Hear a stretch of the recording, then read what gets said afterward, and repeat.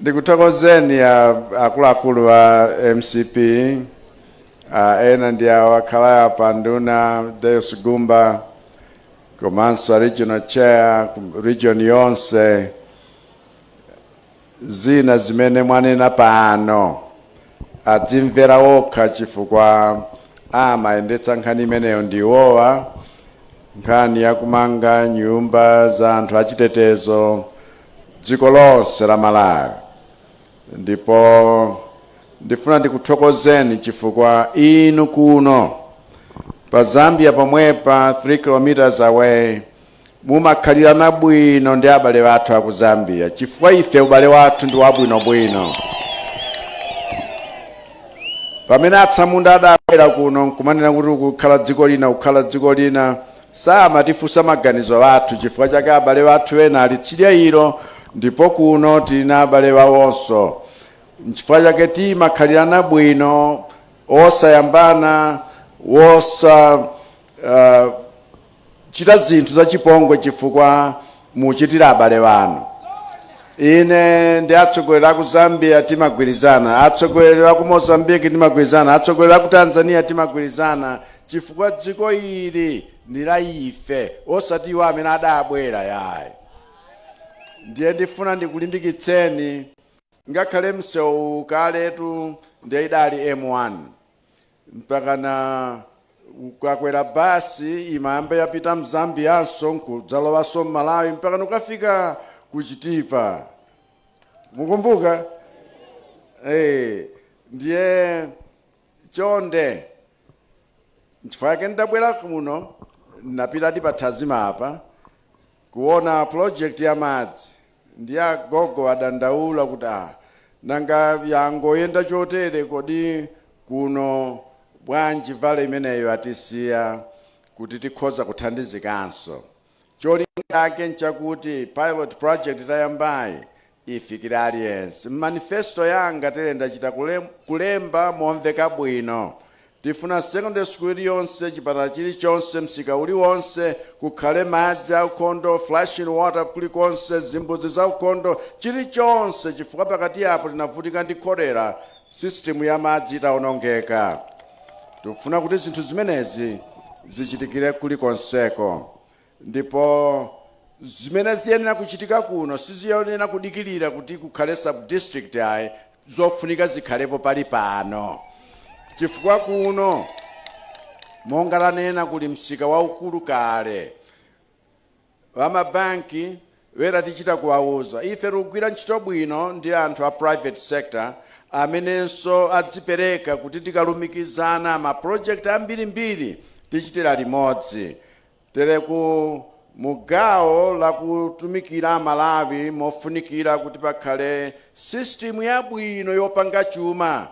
Boma laika madera apadera 72 amene tifuna Malawi yonse kuonjezerako kuno ma project wonse athandiza anyamata wathu athandiza azimayi. Banki ya NIF tifunanso ikhale banki yapayokha osati mmene ilili pali pano ngati kungobwereketsa ndalama komanso interest rate yake ikhale yochipa yakuti kuno ulimi tikukamba wamthirirawu kugwiritsa ntchito mtsinje wa Hewe utheke. Ngati NIF kuno sinabwere ndiye kuti tiwauziratu pompanopa chifukwa ndiye kuti watayamwayi kwina wathandiza wanthu achinyamata azimayi tere kupanopa walima kale azikolola mwezi ubwerawu tisanadikire mvula. Tufuna kuti kulikonse kukhale chakudya. Wodi iliyonse tikhale ndi nkhokwe zosungira chakudya kukavuta njala anthu asamavutike kupita kutali koma tiziwatumikira mwa msanga. Chimenecho ndiye cholinga choyamba chakuti chakudya chipezeke pafupi ndi aliyense m'Malawi kwathu kuno. Ndikuwuzanitu amati manifesto ati Chingerezi koma nkungonena kuti ndondomeko ya zimene tifuna tichite inu ndi ine tikagwirizana pano chifukwa ndikukupemphani kuti uyambira dzana lija ntabwera nkukupemphani pa kampeni mudakavotera ine chifukwa chake zina tayamba kuchita tsopano chifukwa cha chikhulupiriro chanu mwa ine msewu uja wayambika, komanso tifuna manga msewu olimba osati zongonamizira kuti tikope anthu chabe, chifukwa kumanga msewu kuno kumapiri uyenera kukhala msewonso wolimba wokhalitsa zaka zonse. Ndipo chimene tikuchita monga tikumanga M1 ndiye timangenso misewu inayi. Msewu ungofunikira koposa anthu kuno kulumpi mumalira nthawi zonse chaka ndi chaka, ndiye tifuna kuti tiyikepo mtima mmene wayambiramo nkumaso mapiri amenewa amange, ndipo amange mokhalitsa kuti ana wathu adzukulu wathu adzayende mnjira yabwinobwino mpaka kalekale. Koma zithandizira kuti mabizinesi onsewo chakudya chonsecho chifikire kulikonse, misika ifikiridwe chifukwa cha njira yabwino.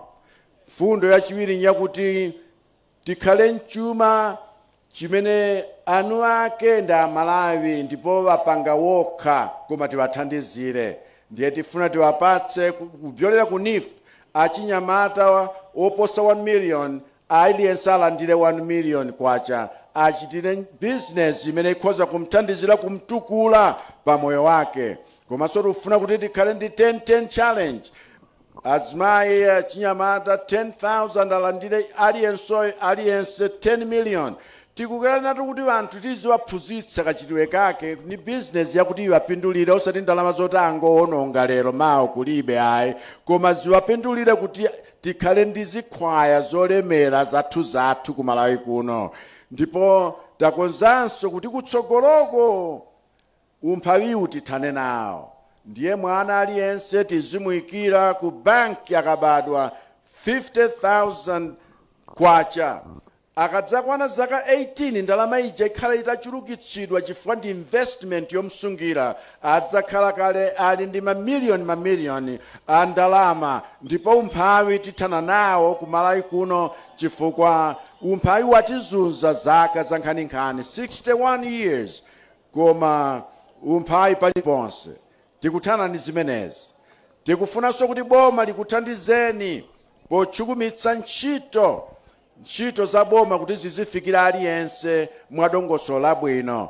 Ndipo mmenemu tayika mapulani osiyanasiyana akuti ngakhale kuno mufuna saboma tikuti tukale mpaka nine nditakhala president ndine ndachita gazette kuti Likoma ni boma palokha, Neno ni boma palokha, Mwanza ni boma palokha.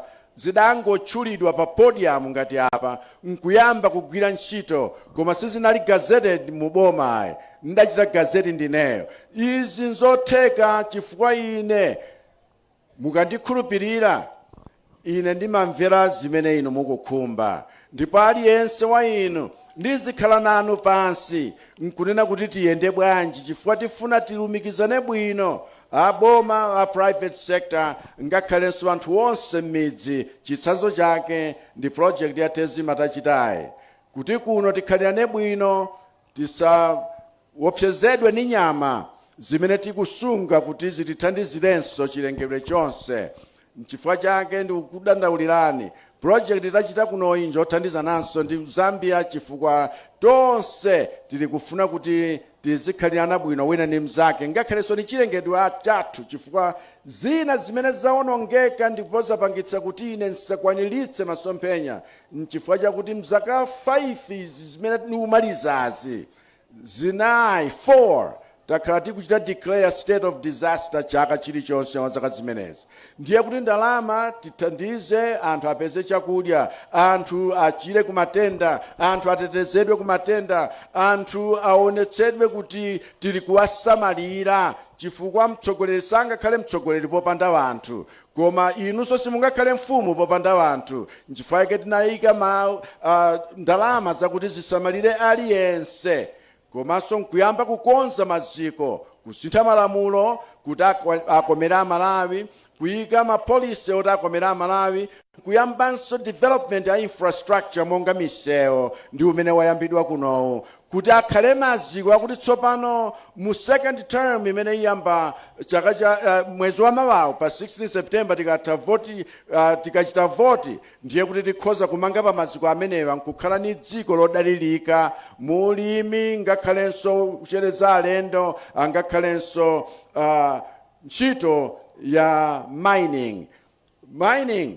kuno kulumpi kukaronga kuchitipa kumzimba konse mpaka na ukafika kuphalombe kunsanje tili ndi chuma pansi pa nthaka apa miyala yathu ya mtengo wapatali imene tsopano tifuna kuyigwiritsa ntchito ngati sovereign wealth ya dziko nkukhala chuma chimenecho chakuti tikachita quantify ndalama zake tikhoza kumanga chitukuko cha dziko lino mwamsangamsanga chifukwa ife ndife olemera mthumba mukakhala kuti mulibe ndalama lero sikuti ndife osauka tangoshota tsiku limenero nchifukwa chake ena amationa ku Malawi kuno ngati anthu achabechabe koma tazindikira kuti kuno kuli miyala ya mtengo wapatali imene dziko lonse lapansi likufuna masiku ano ndipo miyala imeneyi tithandizira tsopano kuti tikhale ndi chuma chokhazikika cha dziko lino chimene chithandizire chitukuko ngakhalenso chakuno kuhewe.